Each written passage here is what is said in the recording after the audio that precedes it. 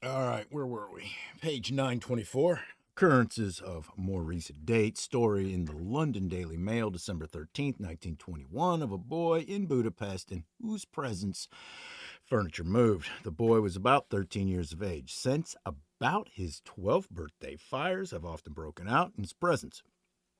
Alarmed neighbors, or superstitious neighbors as they were described in the account, had driven him and his mother from their home. It was said that when he slept, flames flickered over him and singed his pillow. In the New York Times, August 25th, 1929, was published a story of excitement upon the West Indian island of Antigua. This is a story that reverses the particulars of some of the other stories. It is an account of a girl whose clothes flamed, leaving her body unscorched. This girl, a negress named Lily White, living in the village of Liberta, or Liberta, flamed while walking in the streets. However, at home, too, the clothes of this girl often burst into flames. She became dependent upon her neighbors for something to wear.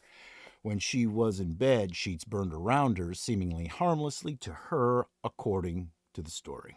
Early in March 1929, an expedition composed of newspaper reporters and photographers headed by Dr. Walter Franklin Prince arrived at a deserted house that was surrounded by snowbanks, out of which stuck the blackened back legs and arms of burned furniture. The newspapers had told of doings in this house near Antigonish, Nova Scotia, and had emphasized the circumstance that in the dead of winter, Alexander MacDonald and his family had been driven from their home by mysterious fires, unaccountable sounds, and the meanderings of crockery. The phenomena had centered around Mary Ellen, MacDonald's adopted daughter. With the idea that the house was haunted, the expedition entered and made itself at home, everybody quick on the draw for note paper or camera. Mostly in poltergeist cases, I see nothing to suggest that the girls, boys sometimes are mediums or are operated upon by spirits. The phenomena seem to be occulted powers of youngsters. In MacDonald's house, the investigators came upon nothing that suggested the presence of spirits. Mary Ellen and her father, or father by adoption, were induced to return to the house, but nothing occurred. Usually, in cases of poltergeist, girls' phenomena are not of long duration. Dr. Prince interviewed neighbors and recorded their testimony that dozens of fires had broken out in this girl's presence, but more striking than any testimony by witnesses was the sight outside this house of the blackened furniture sticking out of snowbanks. New York Sun, February 2nd, 1932. A dispatch from Ballinboro, North Carolina. Fires, which apparently spring from nowhere, consuming the household effects of C.H. Williamson, here have placed this community in a state of excitement and continue to burn.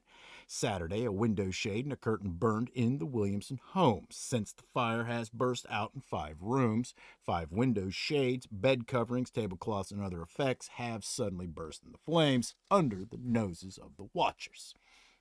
Williamson's daughter stood in the middle of the floor with no fire near. Suddenly, her dress ignited. That was too much, and household goods were removed from the house. In the New York Sun, December 1st, 1882, is an account of the occult powers of A.W. Underwood, a Negro, age 24, of Paw Paw, Michigan.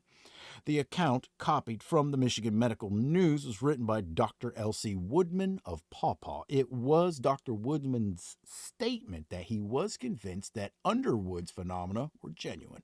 He will likely take anybody's handkerchief and hold it to his mouth, rub it vigorously while breathing on it, and immediately it bursts into flames and burns until consumed. He will strip and will rinse out his mouth thoroughly and submit to the most rigorous examination to preclude him the possibility of any humbug, and then by his breath blown upon any paper or cloth, envelope it in flames. He will, while out gunning, lie down after collecting dry leaves, and by breathing on them, start a fire. In the New York Sun, July 9, 1927, is an account of a visit by Vice President Dawes of Memphis, Tennessee. In this city lived a car repairer who was also a magician. He took General Dawes' handkerchief and breathed upon it, and it caught fire. Out of the case of the Negro who breathed dry leaves of fire, I conceive of the rudiments of a general expression which I expect to develop later. The phenomena took to me like a survival of a power that may have been common in the times of primitive men. Breathing dry leaves of fire would, once upon a time, be a miracle of the highest value. I speculate how that could have come about. Most likely, there never has been human intelligence keen enough to conceive of the uses of a fire in times when uses of fire were not of conventional knowledge. But if we can think of our existence as a whole, perhaps only one of of countless existences in the cosmos, as a developing organism, we can think of a fire inducing power appearing automatically in some human beings at a time of its need in the development of human phenomena. So, fire geniuses appeared. By a genius, I mean one who can't avoid knowledge of fire because he can't help setting things afire. I think of these fire agents as the most valuable members of a savage community in a primitive times, most likely beginning humbly regarded as freaks, most likely persecuted at first, but becoming established and then so overcharging for their services that it was learned how, by rubbing sticks, to do without them. So then their fall from importance and the dwindling of them into their present rare occurrence, but the preservation of them as occasionals by nature, as an insurance, because there's no knowing when we'll all go back to savagery again, degrading down to an ignorance of even how to start fires. So then a revival of the fire agents and civilization starting up again, only again to be overthrown by wars and grafts, doctors, lawyers, and other racketeers, corrupt judges, and cowardly juries, starting down again, perhaps this time not stopping short of worms. Occasionally, I contribute to the not very progressive science of biology, and I explain atavistic persons in societies. I now make suggestions as to vestigial organs and structures in human bodies, that the vestigial may not be merely a relic, but may be insurance, that the vestigial tail of a human being is no mere functionless retention, but it is a provision against times when back to the fury state we may go, and means for waging our emotions. Conceive of a powerful backward slide, and one conceives of the appearance by only an accentuation of the existing of hosts of werewolves and were skunks and were hyenas in the streets of New York City. Most of our data indicate that occasional human beings have the fire inducing power, but it looks as if it were not merely that. In the presence of the negress, Lily White, fires started. It looks as if these fires were attacks upon her. Men and women have been found burned to death, and explanations at inquests have not been satisfactory. There are records of open and savage seizures by flames of people. Annual Register 1820 to 13, that Elizabeth Barnes, a girl aged 10, had been taken to court accused by John Wright, a linen draper of Foley Place, Marylebone, London, of having repeatedly and by some extraordinary means set fire to the clothing of Wright's mother, by which she had been burned so severely that she was not expected to live. The girl had been a servant in Wright's house upon January 5th. An unexplained fire had broken out. Upon the 7th, Mrs. Wright and the girl were sitting by the hearth in the kitchen. Nothing is said in the account of relations between these two. Mrs. Wright got up from her chair and was walking away when she saw that her clothes were afire. Again, upon January 12th, she was with the girl in the kitchen about 8 feet from the hearth where a very small fire was burning. Suddenly, her clothes flamed. The next day, Wright heard screams from the kitchen where his mother was and where the girl had been. He ran into the room and found his mother in flames. Only a moment before had the girl left the kitchen, and this time Wright accused her. But it was Mrs. Wright's belief that the girl had nothing to do with her misfortunes and that something supernatural was assailing her. She sent for her daughter, who arrived to guard her. She continued to believe that the girl could have had nothing to do with the fires and went to the kitchen where the girl was, and again, by some unknown means, she caught fire. She was so dreadfully burned that she was put to bed. When she had gone to sleep, her son and daughter left the room and were immediately brought back by her screams, finding her surrounded by flames. Then the girl was told to leave the house. She left, and there were no more fires. This seems conclusive, and the rights caused her arrest. At the hearing, the magistrate said that he had no doubt that the girl was guilty, but that he could not pronounce sentence until Mrs. Wright should so recovered as to testify. In Cosmos 3-6-242 is a physician's report upon a case. It is a communication by Dr. Berthol of the Society Medico Chirurgicale that upon the 1st of August, 1867, the police of Paris had sent for Dr. Berthol in the matter of a woman who had been found burned to death. Under the burned body, the floor was burned, but there was nothing to indicate the origin of the fire. Bedclothes, mattresses, curtains, all other things in the room showed not a trace of fire. But this body was burned as if it had been as if it had been the midst of flames of the intensity of a furnace.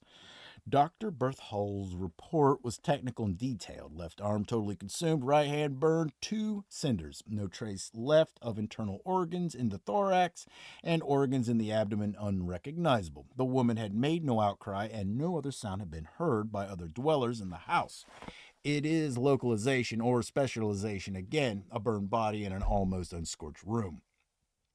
Upon the night of December 23rd, 1916, see the New York Herald, December 27, 28, 1916. Thomas W. Morphy, proprietor of the Lake Denmark Hotel, 7 miles from Dover, New Jersey, was awakened by a moaning sounds.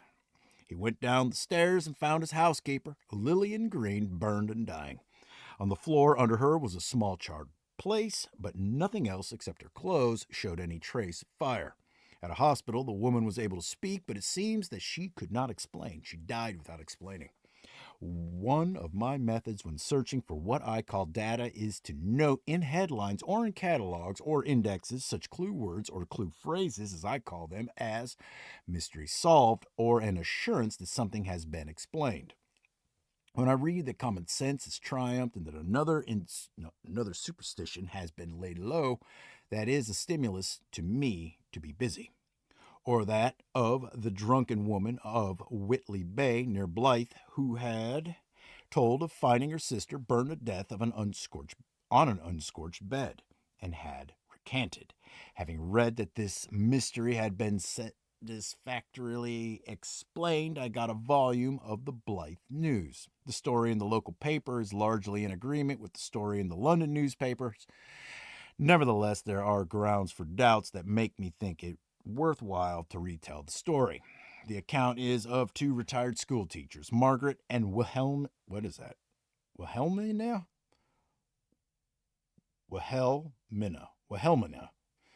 Dewar, who lived in the town of Whitley Bay near Blythe. In the evening of March 22nd, 1908, Margaret Dewar ran into the neighbor's house telling that she had found her sister burned to death. Neighbors went to the house with her. On the bed, which showed no trace of fire, lay the charred body of Wilhelmina Dewar. It was Margaret's statement that she